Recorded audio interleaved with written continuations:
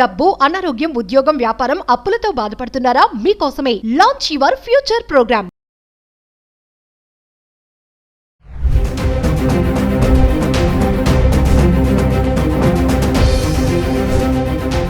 నమస్తే, welcome back to Suman TV. Present మనతో పాటు ఉన్నారు అనలిస్ట్ మందరి కృష్ణారెడ్డి గారు. నమస్తే సార్. నమస్తే అమ్మ. సార్, ఇప్పుడు విదేశాలపై ఆధారపడే తత్వమే భారతీయులకు ప్రధాన శత్రువు అని చెప్పేసి మోదీ మొన్న శనివారం అనడం మనం విన్నాము. అసలు దాని అర్థం ఏమంటారు సార్? అసలు ఒకసారి వివరంగా చెప్దాం. నిజంగా చెప్పాలంటే ఇవాళ విదేశాల మీద మనం ఆధారపడినటువంటి పరిస్థితులు అనేక రకాలుగా ఉన్నాయి. కారణం ఏమిటంటే మన దేశంలో ఉండే ఉత్పత్తులు, తయారైన ఉత్పత్తులు విదేశాలకు అమ్ముకుంటే కానీ విదేశ మార్గద్రవ్యం ఎక్కువ రాదు. విదేశ మార్గద్రవ్యం మనకి ఎక్కువ వస్తే తప్ప మనం విదేశాల నుంచి కొనాల్సిన వస్తువులు కూడా చాలా ఉన్నాయి. విదేశాల నుంచి కొనే వస్తువులకు మనం ఏం చేయాలి? విదేశ మార్గద్రవ్యం ఇవ్వాల్సి వస్తుంది. విదేశీ మార్గద్రవ్యం ఇవ్వాలన్నప్పుడు మనం మన బంగారాన్ని తాకట్టు పెట్టుకొని లేదా ఇంకొక రకంగా డబ్బు తెచ్చుకొని మనం దాన్ని ఇవ్వాలంటే చాలా పెద్ద నష్టంలో పడతాం. మనం అప్పులు మరి ఇంకా ఎక్కువైపోయి దేశం అప్పులు కూరుకుపోతుంది. దాని నుంచి తప్పించుకోవాలంటే విదేశాలకు మనం ఎక్కువగా ఎగుమతులు చేసినట్టయితే మంచి ఆదాయాలు వస్తాయి. దానివల్ల దేశీయంగా ఉత్పత్తులన్నీ కూడా చాలా బాగుపడే అవకాశం ఉంటుంది. ఉత్పత్తిదారులందరూ కూడా సంతోషంగా ఉంటారు. రెండోది, అక్కడి నుంచి వచ్చేటువంటి డబ్బుతో మనం విదేశాల నుంచి మనం మళ్ళీ దిగుమతి చేసుకునే వాళ్ళకి ఆ డబ్బును మనం చెల్లించేందుకు మనకు అవకాశం ఏర్పడుతుంది. ఇది ఇప్పటిదాకా నడుస్తున్నటువంటి వ్యవహారం. ఇప్పుడు ట్రంప్ ఒకేసారి నిర్ణయాలు తీసుకోవడం వల్ల చాలామంది ఉత్పత్తిదారులు నష్టపోయే పరిస్థితి ఏర్పడింది. దానికి ఏం చేయాలి? ట్రంప్తో కాళ్ళబేరానికి రావాలి. ట్రంప్ ఏం పెట్టాడు? ఒక షరతు, రష్యా నుంచి మీరు కొంటున్నటువంటి ఆయిల్ ఉత్పత్తులు, క్రూడ్ ఉత్పత్తులు ఏవైతే ఉన్నాయో వాటిని మీరు ఆపేసి అమెరికా నుంచి కొనండి. మీరు అది ఆపండి ముందర.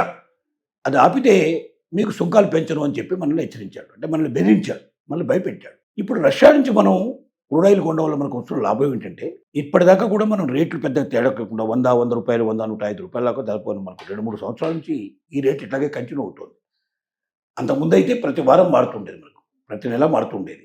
దాదాపుగా 50-60 రూపాయల నుంచి మొదలు పెడితే మనం 120 రూపాయల దాకా వెళ్ళాం. మళ్ళీ వెనక్కి తిరిగి వచ్చాం. క్రూడ్ ఆయిల్ మీదనే మొత్తం ఆధారపడి ఉంటుంది దేశం ప్రగతి అంతా కూడా. ఎందుకంటే రవాణా అంతా కూడా దాంతోనే చేస్తారు. ఆయిల్స్ లేకపోతే ఏ వెహికల్ నడవదు. వెహికల్ నడవకపోతే మనిషి ఒక ప్రదేశం నుంచి ఇంకో ప్రదేశానికి చేరుకోలేడు. అలాగే ఉత్పత్తులు ఒక ప్రదేశం నుంచి ఇంకో ప్రదేశానికి వెళ్ళవు. ముడిసరుకు ఒక దగ్గర నుంచి ఇంకో దగ్గర రాదు. అంటే మొత్తం వ్యవస్థ అంతా, దేశ వ్యవస్థ అంతా కూడా ఆయిల్స్ మీద ఆధారపడ్డాయి. ఈ ఆయిల్స్ని మనం రష్యా నుంచి కొనడానికి వీల్లేదనే కండిషన్ ఎప్పుడైతే పెట్టి అమెరికా మన భుజాల మీద పెట్టేసేసి ఈ రకంగా ఒక నాటకం ఆడడానికి ప్రయత్నం చేసింది. రష్యా మీద ఉన్న కోపాన్ని తీర్చుకోవడానికి భారతదేశాన్ని వాడుకుంది. సో భారతీయులు ఎదగడం కూడా అమెరికాకి ఇష్టం లేదు. భారతదేశం ఇప్పుడు 4వ ప్లేస్లో ఉంది, ప్రపంచంలో 4వ ప్లేస్. త్వరలోనే అది 3వ ప్లేస్కి 2047 నాటికి నెంబర్ 1 ప్లేస్కి వచ్చేటువంటి పరిస్థితులు కనబడుతున్నాయి. అంటే అమెరికాను కూడా డామినేట్ చేసేటువంటి మొదటి స్థితికి వస్తుంది. ఇది ఇతర దేశాలకు ఇష్టం లేదు, అమెరికాకు అస్సలు ఇష్టం లేదు. కాబట్టి ప్రతి దేశం కూడా ఇలాగే బెదిరించే అవకాశాలు ఉన్నాయి. దానికి ఏమిటి మనం భిన్నంగా చేయాల్సింది? మోడీ గారు తీసుకున్న నిర్ణయం ఏమిటంటే మనం ఆత్మనిర్భర్ దేశం కింద మనం మన దేశాన్ని మార్చుకోవాలి. మనం స్వయంగా మన ఉత్పత్తుల్ని మనం పెంచుకోవాలి. మన దగ్గరే కొనుగోలు అయ్యే పరిస్థితి తీసుకోవాలి. అంటే మన దగ్గరే ఉత్పత్తులు జరగాలి, మన దగ్గర కూడా కొనుగోలు జరగాలి. అంటే కొనుగోలు పెరగాలి. మన దగ్గర మన వాళ్ళు కొనుక్కునే పరిస్థితి కూడా పెంచాలి. ఏంటంటే మనుషుల దగ్గర బాగా ఎక్కువైన ఆదాయం వచ్చేట్టు తీసుకురావాలి. రెండోది, పన్నులు తగ్గాలి. ఇంతకుముందు 4 రకాల పన్నులు మనకు ఉండేవి. జిఎస్టీ లోపల 4 రకాల పన్నులు వేసేవాళ్ళు. ఇప్పుడు వాటిని ఏం చేశాడు? 2 రకాల కింద మార్చేశాడు. అంటే 5%, 18% కింద మార్చారు. గతంలో 28% దాకా కూడా ఉన్నాయి. 28% అన్నీ కూడా ఇవాళ కొన్నిటికి 18%కి వచ్చాయి, కొన్ని 5%కి వచ్చాయి. 28% 5%కి వచ్చిందంటే 25% డిఫరెన్స్, 23% డిఫరెన్స్ వచ్చినట్టు లెక్క. అంటే 100 రూపాయలకి 23 రూపాయలు డిఫరెన్స్ వచ్చిందంటే డెఫినెట్గా మ్యాక్సిమంగా ప్రాఫిట్స్ వచ్చినట్టు లెక్క అవుతుంది. కాబట్టి కొనుక్కునే వాళ్ళు ఈజీగా కొనుక్కునే అవకాశం ఉంది. కొనుగోలు శక్తి పెరుగుతుంది. ఎప్పుడైతే తక్కువ ధరలో వస్తాయో ఎక్కువ వస్తువులు కొంటారు. ఎక్కువ వస్తువులు కొన్నప్పుడు ఏమైందంటే ఎక్కువగా మ్యానుఫ్యాక్చర్కి ఎక్కువ లాభాలు వస్తాయి. కాబట్టి ప్రోడక్ట్స్ పెంచుకోవడానికి, తర్వాత ఇక్కడ పరిశ్రమలు కూడా బాగా అభివృద్ధి అయ్యి కొత్త పరిశ్రమలు వచ్చి ఎక్కువ ఎంప్లాయ్మెంట్ జనరేట్ అయిపోయి కొనుగోలు శక్తి పెరిగి ఇట్లా అన్ని రకాలుగా కూడా ఒకదానికి కూడా తోడవుతాయి. ఇలాంటి పరిస్థితి ఏర్పడ్డప్పుడు మనం ఇతర దేశాల మీద ఆధారపడాల్సిన అవసరం లేకుండా మన దేశంలోనే మనమే ఎక్కువగా ఉత్పత్తి చేసుకోవడానికి అవకాశం ఏర్పడుతుంది. మన ప్రోడక్ట్స్ మనమే కొనే పరిస్థితి ఏర్పడుతుంది. అప్పుడు వేరే దేశాలు మనల్ని చూసి భయపడే పరిస్థితి ఏర్పడుతుంది. మన ఆర్థిక వ్యవస్థ బలంగా ఉంటుంది. ఇతర దేశాల మీద ఆధారపడ్డ మన ఆర్థిక వ్యవస్థని ఎప్పుడైనా చిన్నభిన్నం చేయడానికి కుట్ర జరగవచ్చు. ఇతర దేశాలు రకరకాల కారణాల చేత మనల్ని దెబ్బతీయొచ్చు. మనం అప్పుడు బాగా డీలా పడిపోయే పరిస్థితి ఏర్పడుతుంది. మనం వాళ్ళ కాళ్ళబేరానికి వెళ్ళాల్సిన పరిస్థితి ఏర్పడుతుంది. వాళ్ళు ఏం చెప్తే అది మనం పాటించాల్సిన పరిస్థితి ఏర్పడుతుంది.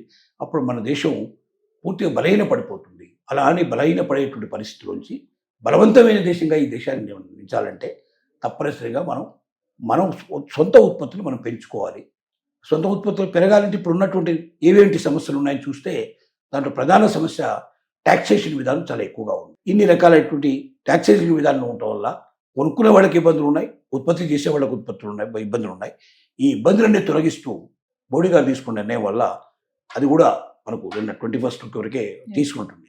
అటు మోడీ కొత్తగా తీసుకున్నటువంటి H1B వీసాల డేటు అదే అయింది. మోడీ గారు కూడా మనకు జిఎస్టీ నుంచి విముక్తి కలిగిస్తూ చాలా ఉత్పత్తుల మీద జిఎస్టీ తగ్గించేశారు. 5% 18%కి మొత్తం తీసుకొచ్చారు అన్నింటినీ. దానివల్ల 10% నుంచి మొదలు పెడితే దాని 7% నుంచి స్టార్ట్ చేస్తే 23% దాకా రేట్లు తగ్గాయి.